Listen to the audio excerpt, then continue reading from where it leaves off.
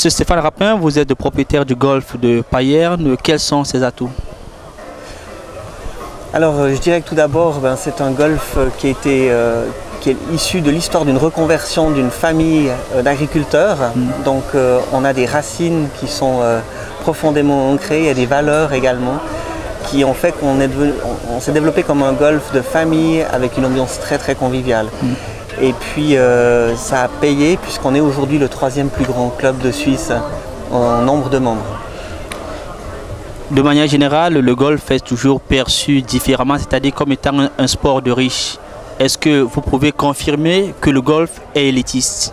Alors absolument pas. Au cours de ces dernières années, il s'est beaucoup démocratisé, en Suisse comme dans le reste de l'Europe.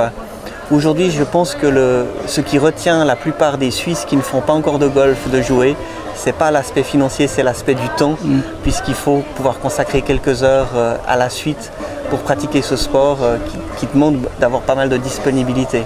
Mais en termes financiers, les barrières sont vraiment tombées ces dernières années. En d'autres termes, combien ça peut me coûter en une année si je m'inscris par exemple à Payerne? Alors la finance d'inscription, le droit de jeu, qui est un droit de jeu à vie, coûte 7 500 francs, alors qu'il y a 10 ans, elle était encore 25 000. Et à Payerne, on est monté jusqu'à 18 000. Et aujourd'hui, donc, elle est 7 500 francs et la cotisation annuelle, elle est 2 000 francs.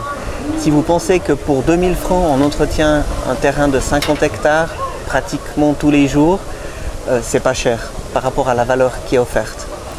Est-ce que un domaine tel que celui-ci, c'est un peu comme une entreprise? Dans ce sens où on a combien d'employés est-ce que vous avez, collaborateurs? Alors c'est tout à fait une PME, on a une trentaine de personnes en pleine saison et on a des challenges de marché, d'approvisionnement, de respect de l'environnement, des contraintes légales qui sont tout à fait similaires à une entreprise PME, même si on offre du loisir en fait et qu'on offre du bonheur aux gens. Est-ce que c'est un secteur d'activité où il y a de la concurrence? Alors oui, il y a de la concurrence, mais je dirais qu'on essaye de travailler en bonne harmonie.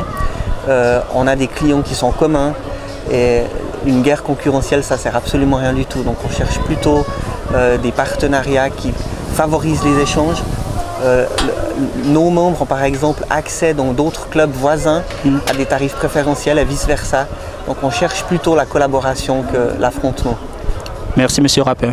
Merci.